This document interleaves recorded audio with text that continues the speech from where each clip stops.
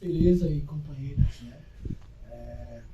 Olha, eu vou te pedir uma coisa. Eu estou um pouco surda. Falar mais alto. Então Né? você pode falar um pouquinho mal, porque senão eu posso não escutar. Tudo bem. Eu já entrei para ficar aqui pertinho. Não, estou aqui, ele fala mais alto. Então, deixa eu me apresentar. Né? Eu sou Porã, né? Eu sou potiguara. Eu sou um grande curioso mesmo da nossa cultura, história. Como disse para a senhora, né? Eu ouvi falar muitas vezes seu nome no relatório Bauman, mais o seu trabalho, né? Até entender que tinha uma pessoa por trás do relatório Bauman, quem era a Bauman, né? Ficou nessa expectativa. Em 2002, eu não era muito criança, em 2002 eu tinha 13 anos ainda, não me recordo da sua visita em Bahia da Traição, mas provavelmente eu estaria naquela assembleia também. Pois não, mas não é possível. Não me lembro, né? E aí, a gente tem essa possibilidade hoje, né? Desde o ano passado, a pessoa que fez aquela live com o Estevam foi eu, era eu, o Estevam. Pois é. Né? A senhora tem essa expectativa de trazê-lo aqui de volta para Várias vezes. Para conversarmos, para poder, né, entender melhor o seu trabalho também. E aí, ontem eu não pude vir para a sua aula magna, né? Fiquei muito sentido com isso que eu estava trabalhando, mas a gente tinha combinado de fazer uma gravação, né? Até para nossa memória mesmo, Potiguara, para a gente entender como é que foi o trabalho, como é que a senhora chegou aqui, né? Como é que a senhora chegou na FUNAI, quais as dificuldades da época, quem apoiava, quem não apoiava, porque tem muita coisa na nossa própria história que a gente não tem, como é que eu posso dizer, não tem acesso porque não está escrito, né? Porque não está gravado. E pelo fato da senhora ser uma pessoa muito, né, importante para a luta do nosso povo, né? Porque contribuiu do lado de quem tinha caneta, de quem decidia, de quem ali juntou, né, uma série de coisas, fez um relatório, né? Não sei como é que a senhora chama o seu trabalho, né? A gente conhece pelo relatório Bauman. É relatório Bauman mesmo. Quer dizer, eu não chamo de relatório Bauman. Para mim é um relatório potiguar. A gente chama de relatório Bauman. Então a gente queria entender e deixar isso guardado, né? Porque o seu trabalho é algo que vai aí, foi o pioneiro e é algo que vai perdurar por muitos anos, né? Como esse fator determinante para a presença potiguara, né? Contribuiu muito para a demarcação do nosso território. E a gente quer passar para essa geração aqui que, né, talvez está tendo a possibilidade de conhecer a Bauman, mas as futuras gerações vão ouvir falar, vão ter propriedade do documento, mas a gente quer deixar essa imagem para eles também. E por isso que a gente está gravando, né, com a senhora mais essa ideia de ter esse bate-papo, de entender como é que foi esse processo todo. E aí tem algumas perguntas-chave depois, mas eu queria entender primeiro como a senhora chega na FUNAI e depois como é que chega aqui nos Potiguara, o porquê, né, Potiguara. É para começar. Então,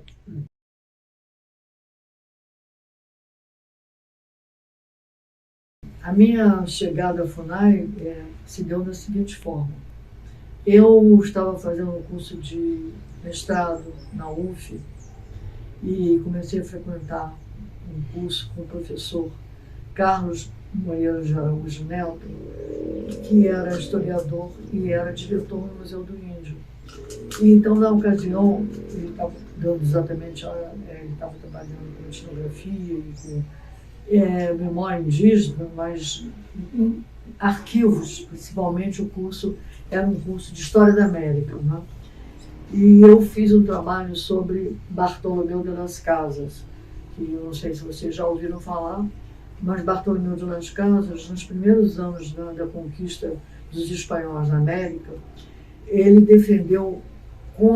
foi contra a escravidão dos índios. Em Peru, aquela região toda que tinha sido conquistada pelos espanhóis. E na época havia uma dúvida se os índios teriam alma ou não. Esse questionamento eu já ouvi falar. Pois é. E o Bartolomeu de las Casas defendeu a ideia de que os índios tinham alma. E isso foi uma coisa muito interessante, porque as cortes de Espanha, isso foi no começo do século XVI, as cortes de Espanha pararam para se discutir os argumentos do Frei Bartolomeu de las Casas argumentando em favor da alma do índio, e Sepúlveda, que dizia que os índios não tinham alma.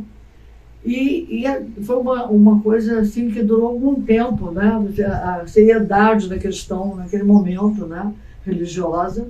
E afinal, Bartolomeu de Las Casas lançou um último argumento, que ele disse que os indígenas eram fisicamente iguais aos outros homens.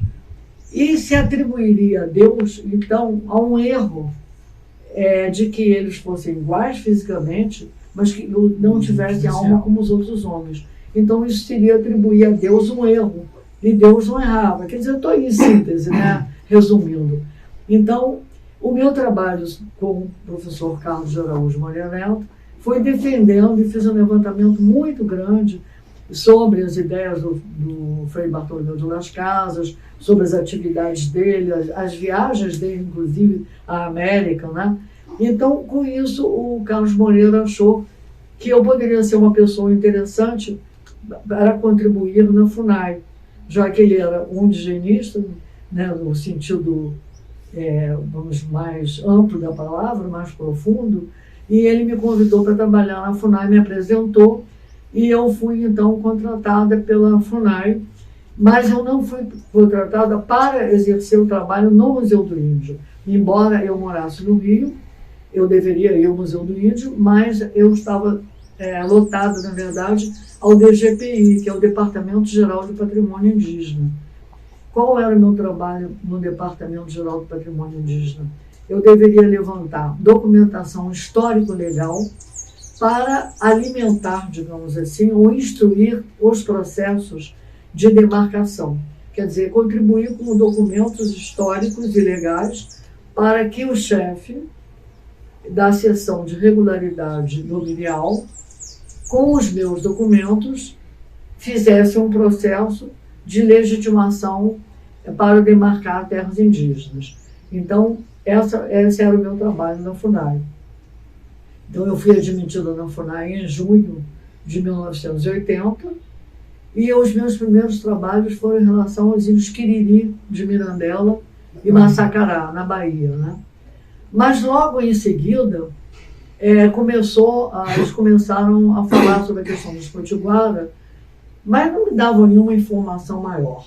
Mas eu fui convidada para vir aqui, isso foi no segundo, logo uns 2 meses depois que eu fui admitida na FUNAI, 2 ou 3 meses, eu não me lembro a data exata, mas eu vim aqui acompanhando o delegado regional da FUNAI, que era em Recife, uma visita na Baía da Traição, porque já a questão aqui na Baía da Traição estava em efervescência, né, entre os índios, eu na época não sabia, porque a FUNAI não instruía, a FUNAI só dizia, eu quero que você faça um levantamento para achar um alvará sobre a doação de terras para os índios potiguara. Era só isso.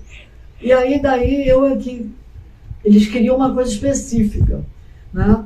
Então, o que acontecia aqui na Baía da Traição, quer dizer, agora, né, ao longo do tempo, né, eu vinha saber na época, estava em curso um projeto, que era o projeto integrado potiguara, que estava sendo uma tentativa de implantação, que na verdade era um projeto que não atendia os interesses dos índios, era um projeto imenso, acho que de mais de 300 milhões naquela época, que participava o INCRA, o Governo do Estado, o Ministério do Interior, com vários subprojetos de educação, de economia, de agricultura, mas em que os índios não tinham sido ouvidos, né? E, na verdade, a ideia mais era, vamos dizer, desarticular esse sentido de coletividade que os índios tinham aqui. Quer dizer, o interesse dos índios era manter, né, o povo unido na sua comunidade, não era dividir terras para dar lotes individuais, né?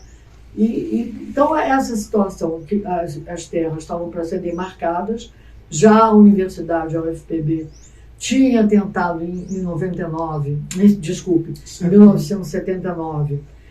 inclusive com o pessoal da reitoria, inclusive interessado em demarcar as terras potiguara, não tinham conseguido, evidentemente, porque estava descolado da FUNAI, e era contra todos os interesses aqui de usineiros, fábrica de tecidos, Adicam, Biriri, enfim, particulares, os particulares, como o Sítio do Belo, por exemplo, célebre. Então, a situação na FUNAI, com a FUNAI, era uma situação muito tensa. Então, eu fui chamada aqui nessa reunião, foi uma reunião também à noite, e com o Leonardo, que eu tomei conhecimento do estado de tensão, inclusive... Essa reunião foi lá ou foi aqui? Foi no Forte, foi na Aldeia do Forte. Na Posta, né? Eu tomei conhecimento assim de que havia uma certa, vamos dizer, antagonismo entre as aldeias, porque alguns queriam aceitar o projeto e outros, principalmente a aldeia de São Francisco, né? Era contra. Não aceitava esse projeto. Vamos dizer, muitos índios acreditavam, porque eram manipulados pelos diversos invasores. E a senhora lembra nomes de quem era contra? Eu lembro que o Severino era a favor da permanência dos Índios Unidos contra o projeto, tá?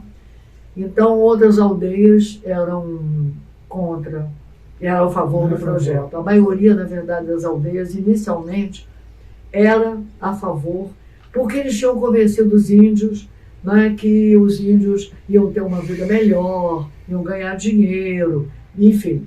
Né, o que tudo era, na verdade, uma manipulação, como a gente vê hoje nas fake news, que você diz uma coisa, mas que na verdade é outra. O território ia se desenvolver. E o que acontece que o Severino, que tinha sido eleito cacique na São Francisco, ele começou a trabalhar de uma forma bastante enérgica. E o Severino foi uma pessoa, eu acho, uma pessoa extraordinária, de uma coragem extraordinária. E ele começou a fazer um trabalho de convencimento, de mostrar o que era o projeto. Ele tinha um esclarecimento sobre isso, né? O que era o projeto.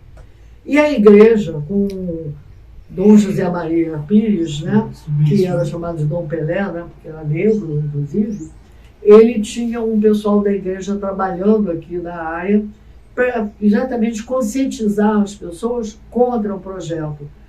Porque, no fundo, o que o governador Buriti desejaria era transformar, na verdade, os potiguaras, que as aldeias, em lotes como tinha sido em Alagamar, que eram lotes individuais, mas era uma situação completamente diferente. Lá não era uma aldeia, não tinha um sentido de comunidade, né, de vocês não terem propriedade individual, vocês terem propriedade, era uma propriedade coletiva, totalmente diferente, portanto, né, e isso até é um argumento que o Franz Munin fala num livreto que ele publicou sobre o projeto Potiguara, que ele fala sobre isso. A diferença básica é que os potiguaras não estavam interessados em ter um lote de terra pessoal, né? Eles queriam manter a comunidade potiguara, né? Indígena, a sua identidade, e que é a característica principal, né? Então, isso era uma coisa que justamente o projeto ia acabar com essa questão. Então, a situação era uma situação grave.